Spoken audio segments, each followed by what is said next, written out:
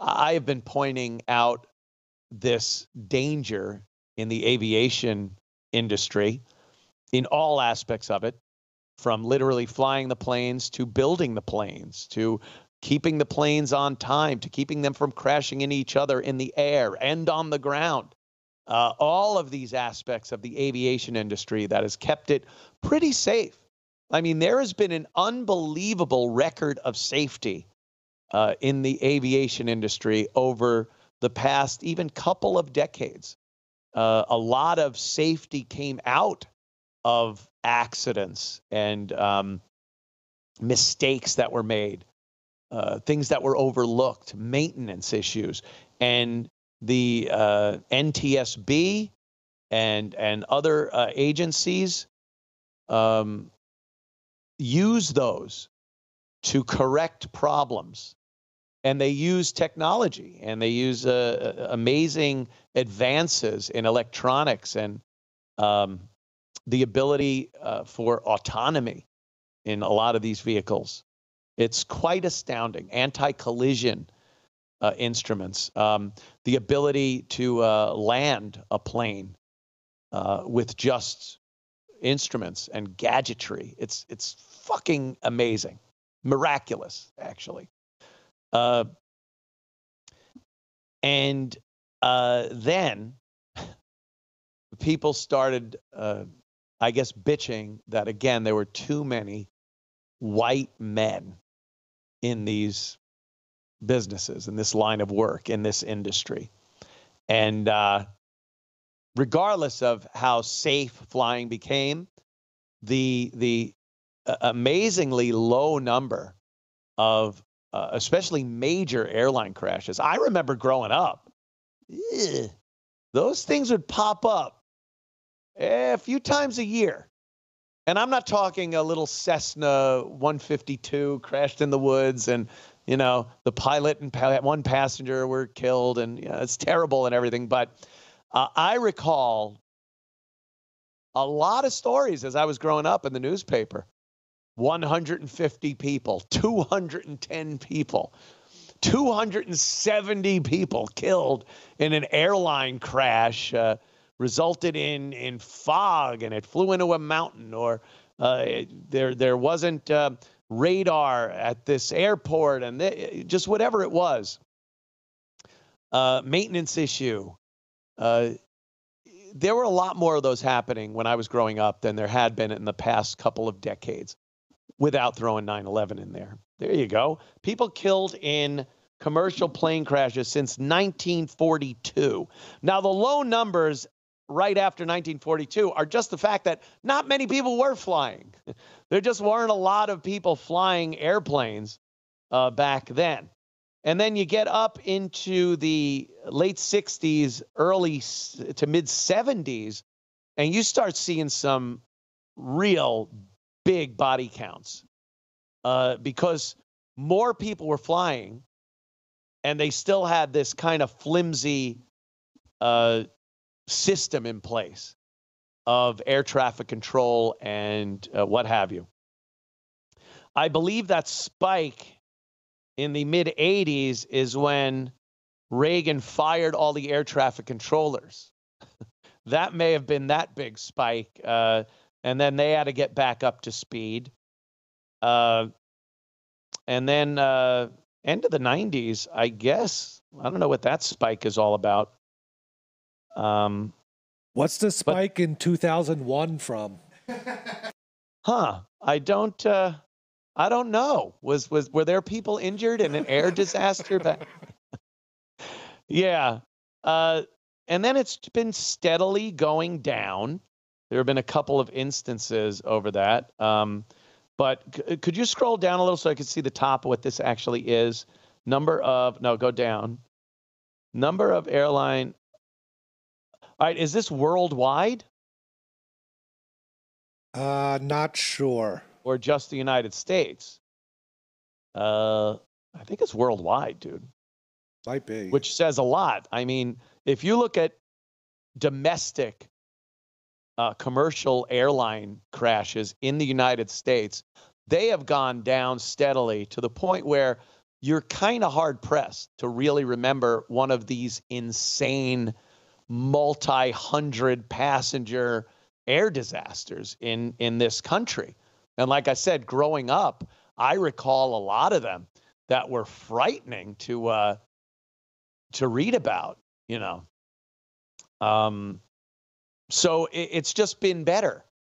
It's been better. Well, here are some proud young DEI hires over at Boeing. Let's take a look at how they're doing. Week program, and now I've been working at Boeing for 5 years. It did so much for me, from learning different tools, learning how to check holes, how to make sure you got good holes, how to make sure your fasteners was right. Good hose. I am an assembly mechanic. Hold on, could you pause for a minute? Did she say Boeing has good hose? I know I heard her say, check for good hose. She's talking, oh my God, they can't speak. They can't speak properly. You don't want them in that job. Can you imagine? Now, here's another thing that I just thought of. A lot of the process that goes into such a technical, unbelievably engineered machine as an aircraft, everyone becomes quality assurance. Everyone. There are inspectors. There are quality assurance divisions. There are people that walk on that line and make sure that everything is going the way it should be. The employees, even the lowest of the worker, is supposed to have the ability to go to management and say, hey, I saw something I don't think was good. And maybe an inspector, someone that knows a little more, can come down and check this out. I've seen a burr. This little burr was on the end of all of these bolts that I'm supposed to put in. Or I think I saw a crack or a piece of plating was popped off. So whatever it is, you're in there. You got your hands in the parts and you're seeing them. And if you see something that doesn't look right, you then go and explain it to someone. Does she look like someone that could explain a problem to an engineer or to her superior? Does she sound like someone that can coherently let them know what this problem is? I don't think she does. If the hoe ain't in the right place at Boeing, she called it Bowen. I worked at Bowen for 5 years. Bowen. If you can't say the name of the company you're working for, perhaps you should not be working there. Just, crazy thought I might have. But there she is. Let's see a couple of these other gentlemen. They don't sound as good. It did so much for me, from learning different tools, learning how to check holes, how to make sure you got good holes, how to make sure your fasteners was right. I am an assembly mechanic. By the way, so I install most of the fuel systems and a lot of the wire harnesses. Learning? Shouldn't she know this already? I don't like the idea that she's learning 5 years at Bowen. 5 years at Bowen. And she's still learning the twos and the hose. The twos and the hose at Bowen for 5 years. All right. Was right. I am an assembly mechanic. So I install most of the fuel systems and a lot of the wire harnesses further down the line, doing a little bit of swedging, doing a little bit of bolting and assembly work, essentially. I went through the program. Been working in the fairings department on the 777X program. I currently work in the post drill department, and so we're installing fasteners, doing all the installations of seals and retainers, drain tubes, that type of stuff. All right. I'll give it the benefit of the different doubt. hole sizes, different click holes, different tools to help you learn the job. A lot of and then hose you at learn Boeing. more as you come into the door. 10-week program, and now I've been working at Boeing. I've been working at Boeing 5 years. I do the hose and the twos. 1, 2, hoe.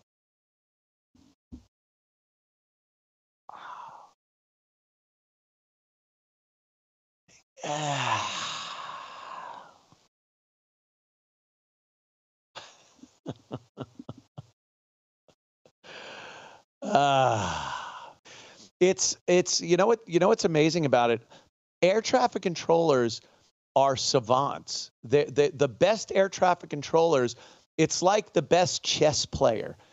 You can't just do it. You can't really just learn it. You can, correct, but you're not going to be the best of the best. The best have certain personality traits and certain talents, like a pianist would, or like a chess master would. They have something inherent in them that makes the ability to work in a very stressful atmosphere and keep track of a lot of different moving parts. They're working on 3 dimensions is another thing you don't realize with air traffic controllers. It would be hard enough to guide like just on a plane. You got, an XY axis just on the ground. It would be hard enough. Now add a Z axis in there, and you need people that have a talent to be able to understand things in a 3-dimensional atmosphere like that. Hey, but you're not kidding. We've seen this. Remember, Khan only showed 2-dimensional thinking. Yes, Khan didn't understand that that his ship the Reliant could go on the Z axis when Kirk was 10,000 meters running for him. Now, the fucked up thing about that scene, if Kirk is such a hot shot, why did Spock have to remind him he could go up and down? That's so true. He just kind of hints at him. He goes, yeah, Captain, he's a smart guy there and all, but his thinking is 2-dimensional. And Kirk goes, oh, Mr. Sulu, Z-axis -6. And it's like, hey, Kirk, why didn't you think of that yourself? By the way, Chris, have you seen the additions to my background? I saw it before. When I'm in the car now, I can't see Joe it currently, Mannix. But... I have my Joe Mannix picture and my where the hell did you get that? My Canon picture that were generously given to me by you, a signed, autographed Mike Connors Mannix picture, and a signed William Conrad Canon picture. Very happy to be displaying some of the best things I've ever given. I'm happy that you enjoy them, and the world can see them. We all love Mannix and Cannon. Don't we? Well, Chris, thank you. Try not to let any planes crash on your head, and I'll see you online later. I make no promises. I'll see you later. Later. There we go. And later, for everybody else, until tomorrow when Gavin McInnes joins us for our little Wednesday shindig that we do, Compound Censored, with, of course, Gavin from Censored.tv and us here at Compound Media. So you people have yourselves a great little evening. We will rejoin tomorrow at 4:30 p.m. Eastern Time. Until then, ribs, douches, spews, and Monties.